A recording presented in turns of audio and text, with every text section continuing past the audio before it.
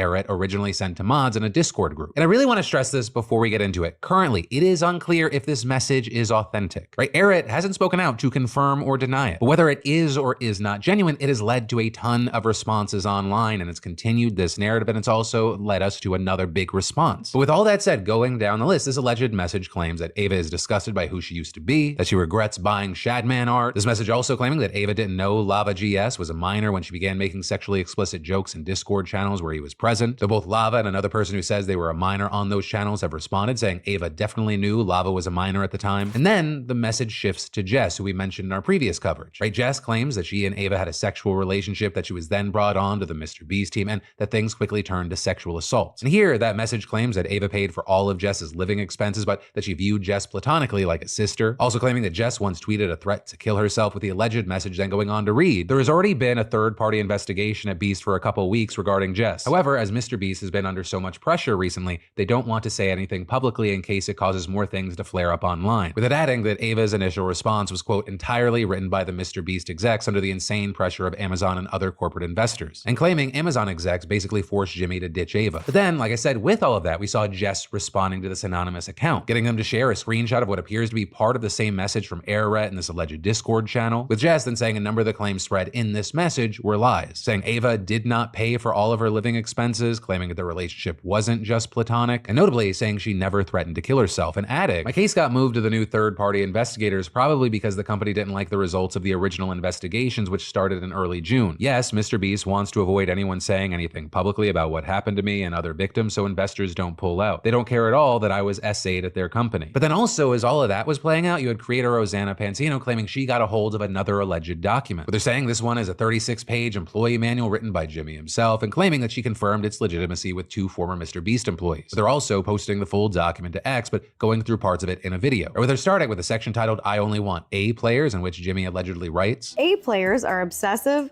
learn from mistakes, coachable, intelligent, don't make excuses, believe in YouTube, see the value of this company, and are the best in the goddamn world at their job. B players are new people that need to be trained into A players, and C players are just average employees. They don't suck, but they aren't exceptional at what they do. They just exist, do whatever, and get a paycheck. They aren't obsessive, aren't spelled wrong again. C players are poisonous and should be transitioned to a different company immediately, all caps. It's okay, we give everyone severance, so they'll be fine. With Rosanna here going on to say that this is evidence of Jimmy playing favorites, saying that it shows that those who don't fit into Jimmy's definition of A player are treated as less than within his company, arguing that normal people with healthy work-life balances are not welcome, which then rolls into a later portion of the document titled, It's Okay for the Boys to be Childish. If talent, he's referring to his best friends, wants to draw a dick on the whiteboard in a video or do something stupid,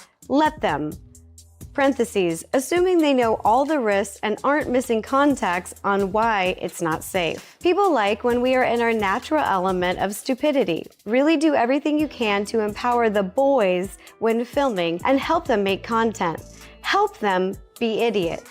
This just shows the culture that he is intentionally building. He plays favorites, there is a boys club, and they are allowed to do things that other people aren't. Now with this, I want to stress this is just a couple of things from Rosanna's video. If you want to watch it, I'm going to link to it, of course, in the description down below. But for the most part, right now, those are the updates we have. And that possibly in part because last week you had creator Ludwig saying Jimmy told him directly that he's waiting on all of the allegations to come out and then he'll make one reply. Which on that note, you have a lot of people right now waiting on part 3 of Dogpack 404's video, which he teased will cover sexual misconduct cover-ups. But as we wait to see what happens, I gotta pass the question off to you. What are your thoughts here? And then, we gotta talk about this Disney wrongful death lawsuit because 1, it's wild, and 2, it might have you rethinking your Disney Plus subscription. I'll explain, right? So this is Dr. Tang Swan. In the fall of last year, she sat down for a meal at the Raglan Road Irish pub and restaurant at Disney Springs in Florida. And she, her husband, and her mother-in-law reportedly chose this place because Dr. Tang Swan had a deadly allergy to dairy and nuts, with her group being assured by Disney and the restaurant that they had all the proper safeguards when it came to food allergens. Dr. Tang Swan also repeatedly told the server about her allergies and was repeatedly assured that her food would be safe for her to eat. Then, when the meal arrived, arrived, they reportedly questioned the server again about the safety of the food, and they were once again assured that it was definitely safe. And obviously by this point, you know where this story is going. The family ate their meals at around 8 p.m., and by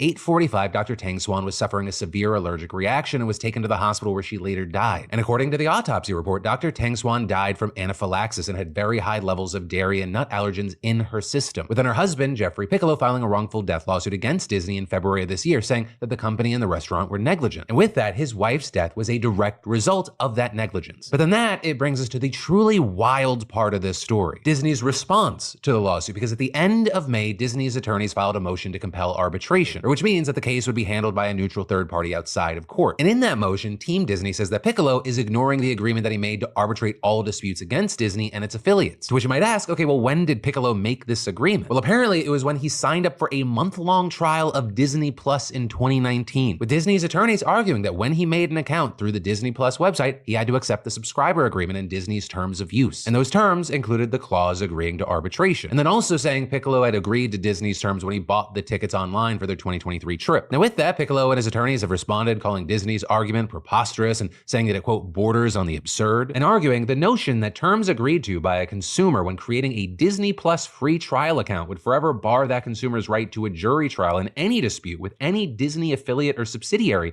is so outrageously unreasonable and unfair as to shock the judicial conscience, and this court should not enforce such an agreement. And notably with that, Piccolo's attorney adding that Disney is, quote, explicitly seeking to bar its 150 million Disney Plus subscribers from ever prosecuting a wrongful death case against it in front of a jury, even if the case facts have nothing to do with Disney Plus. But for now, we're gonna have to wait to see what happens, because you have a hearing scheduled for early October to settle this situation. But in the meantime, of course, I'd love to know your thoughts. But then let's talk about this internet entertainment drama around Blake Lively and It Ends With Us. Because there's a lot of people right now saying that Blake Lively is making light of domestic violence. So that just one piece of just the tons of layers and moving parts around the drama with It Ends With Us. But I'm gonna start there because that's where most of the outrage is. So as an explainer, It Ends With Us is a movie that came out over the weekend that's based on the best-selling book by Colleen Hoover, and it deals heavily with generational domestic abuse. So the story reportedly loosely based on Hoover's own mother, but the book has already been criticized by readers who felt that it romanticized domestic violence. And while yeah, that's a controversy that the book's already had its whole life, it's now bleeding into concerns around the movie, with a number of people accusing Blake Lively, the star and producer of the movie, of trying to ignore the heavy subject matter while doing press for the film, with folks saying instead she tried to turn it into a kind of a Barbie moment because her character's a florist called Lily Bloom. So, you know, she's been wearing a ton of flower outfits and saying things like, It Ends With Us is in theaters now, so grab your friends, wear your florals, and head out to see it. Right, and so some thinking that for a film that's about abuse, that's kind of too playful and cutesy, which has also resulted in people online parodying this for other heavy movies. He's making a list and checking it twice. Grab your red coats and come see my new movie, Schindler's List, starring a hunk with a very particular set of skills, Liam Neeson. Meanwhile, you had others upset that Blake used the movie to cross-promote a beverage company by selling limited edition bouquets that came in Betty Buzz bottles and coming up with themed cocktails using her Betty Buzz brand. There are also pop-ups to take Instagram photos based on the movie. And to some think that it just feels wrong that she's treating it like a light-hearted, feel-good rom-com. With even Rolling Stone saying what this glossy marketing campaign is proving is that Hollywood hasn't found a respectful way to market movies about domestic violence. Even worse, It Ends With Us isn't even trying, saying it's prioritized selling a romance by covering up the themes of abuse at almost every opportunity. But then people also comparing the way Blake talks about the movie to the way her co-star and director Justin Baldoni talked about it, arguing that he took it much more seriously. The question that's always asked is, why did she stay? And that's the wrong question. Yeah. What we need to be asking ourselves is, why do men harm? But this is also where a lot of the drama comes in, because while some think that Blake is the problem, others think that it's actually Justin, with people pointing to the fact that he's been absent from most of the press events that the cast attended, and the fact that while he follows Blake and Colleen Hoover on Instagram, they don't follow him. Right? So with that, you have some saying they think he did something or said something to upset everyone, that there must be a ton of drama that we just don't know about. With some tabloid headlines claiming the cast doesn't want anything to do with him because he allegedly caused problems on set. Others then speculating that maybe there was friction because Blake's husband, Ryan Reynolds, wrote the dialogue for a key scene, so some think that he took creative control over the film as a whole. And then on top of that, some just thinking that it never made sense for a man to direct this movie in the first place, that a woman should have been at the helm. And very notably, rumors about a potential rift reached a tipping point last night when the Hollywood Reporter said that Justin had hired a crisis PR team. So you've got people out there saying things like, this man directed a terrible movie glorifying domestic violence and cast himself as the abuser, had his entire cast disassociate with him for making them uncomfortable, hired a crisis firm to bury the story, yet social media will have you believe Blake Lively is the real villain. But then also you got some folks that say there's no good guy or bad guy, that the whole thing's just a fucking mess, driven in part by bad choices that we're publicly seeing, as well as just a fuck ton of speculation. But I gotta ask, for those who have read the book, who have maybe seen the movie. I'd especially love to know your thoughts here. And then, there are plenty of things in life we have to compromise on. Single or not, it's just the way that it is. But